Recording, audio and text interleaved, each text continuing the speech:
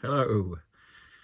My parents used to say that owning a boat was like opening a bottomless pit that you just threw money into. Well, I'm starting to think my camper van's the same. So what's the problem today? The problem is I have no solar power coming through to my electrics in my van, which means my battery's been getting critically low, and I don't want to ruin my 2 AGM batteries. So it's been a sunny day. I know it's only March time, but there should be something coming through. Some amps should be showing up on the little monitor thing I've got, and they're not. So I need to have a look at the electrics and perhaps do a recheck on the wiring, see what's gone wrong, see if there's a loose connection somewhere, and hopefully that's all the problem is. I have two 100-watt solar panels on the roof, and I have a CTEC system D250 SE solar MPPT charger and battery to battery charger. Okay, so I've removed this from the system. It did appear to flicker a bit, so I'm hoping it was just a short circuit. I'm not going to play around with these fittings anymore. They're external fittings. I don't need them. They connect on the inside, so the cables on the solar panels are so long. So I'm going to remove them, connect up the normal cables via terminal blocks, and pop a fuse in the system as well. So this is my little contraption mounted on a piece of wood, and this is for putting the ends on them.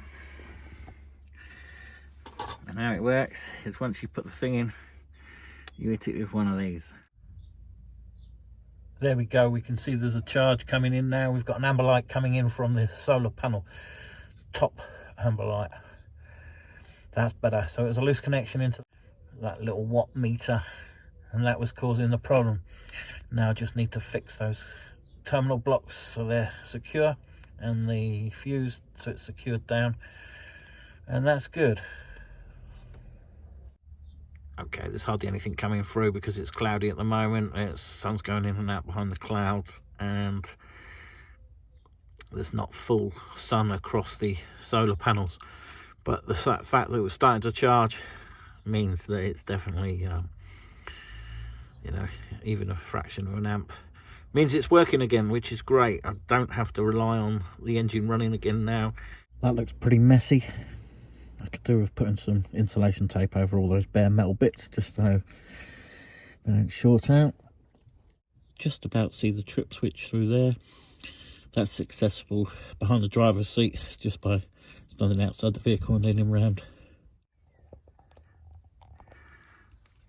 Didn't take long for it to charge up. Where are we? 99% now. So thankfully today's job just took me an hour or two. Didn't cost anything. In fact, I've got a few spare parts that I could probably sell on eBay for a few quid. So not the end of the world today, but it was annoying finding that my battery was low and was only charging whilst the engine was running. And today's good news is I've booked my tickets for Ireland.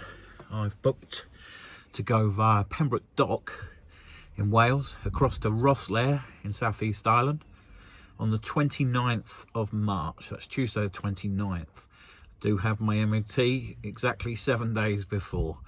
And although it'll be in the garage the day before that for cam belt and water pump, it'll also have the pre-MOT work done and hopefully pass its MOT on the 22nd, a week before I go.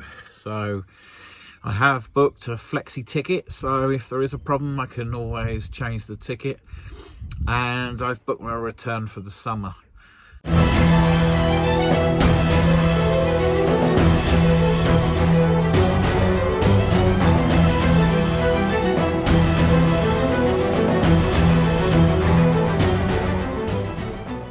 As a result of my last video, which has had in 10 days about 1,000 views, which is a bit of a record for one of my videos, an old friend, that's someone I worked with in the 1990s, and I've only bumped into a few times since at their wedding, in A&E and at a couple of beer festivals. He mentioned in a comment that he didn't realise I was a van lifer, and it sounded quite weird being described as a van lifer by someone all of a sudden. I'd never really thought about what that actually meant. Now, I am a van lifer by choice, and what I mean by choice is that I'm quite happy to work 3 or 4 months a year, accumulate enough money to live for the whole year at a low standard of living, or a lower standard of living, and go and do the things I really want to do. Now, occasionally I'll have a part-time job or a full-time job, but I've had a number of temporary jobs over the last few years. I've worked in Amazon, I've worked in Argos, I've worked in carpet shops, I've worked for HMRC at the Inland Border facility, and a few others, and I can earn in 3 or 4 months enough to get me by for the whole year. Add a couple of wedding bookings, and yeah, I can get through the rest of the year, albeit on a low budget. I can't really afford mega foreign holidays like some people do. I can't afford to go out somewhere like Thailand or India, places I'd like to go in the future, but I can, as I'm just about to do in the next few days, I can visit Ireland, and I will be visiting Ireland. Not for 10 or 14 days. I won't be doing a 2-week mad rush up the west coast doing the Wild Atlantic Way. I'll be doing 140 days on the Wild Atlantic Way. Really taking my time, absorbing the culture, exploring every place, and veering off the Wild Atlantic Way to inland places and other places that are not quite on the way. So it should give me a full tour of Ireland. And when I get back, end of August, for my sister's wedding, I will need to work again. I will have a little bit of funds left, and I'll need to find myself a job. Now in October, Christmas temping jobs pop up, and the chance of working for Amazon is a possibility again. Even Argos from time to time. I know climate's changed, but in this neck of the woods in the Midlands, there are plenty of jobs, as I've found fairly recently.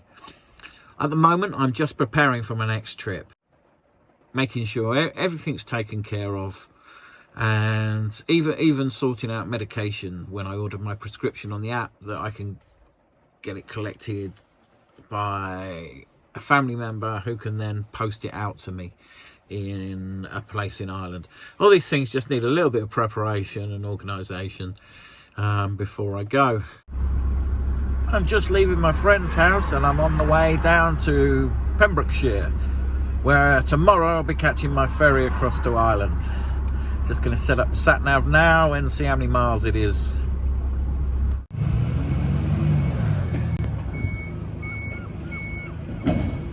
So I've arrived down at Pembroke Dock.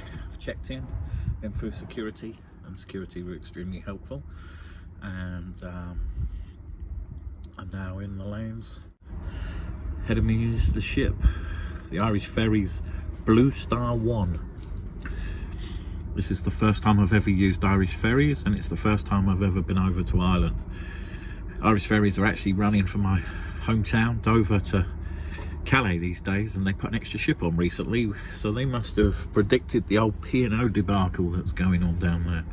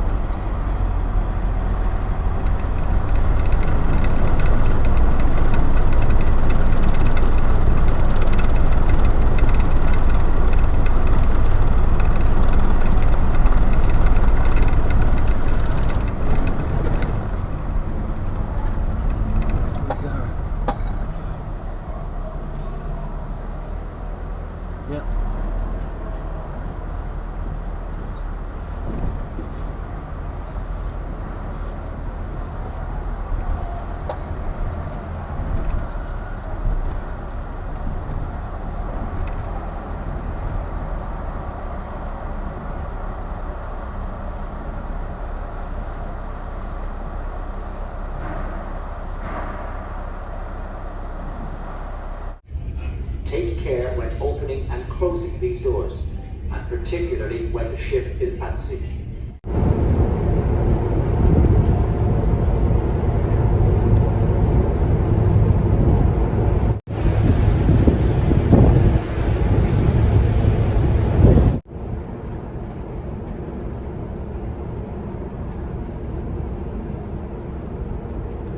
My plan to get to Hook's Head Lighthouse to see the sunset was thwarted by this tractor, and then this tractor, then this tractor. I'm not sure it would have been good anyway because of clouds, but I made it and I camped there for the night. This is the view from just outside the camper van out into the Celtic Sea and the North Atlantic Ocean. Next week will be the proper start of the video series on Ireland, including the South Coast, the Wide Atlantic Way, the Giant's Causeway and Antrim Coast, down to Dublin, and then the ancient east of Ireland.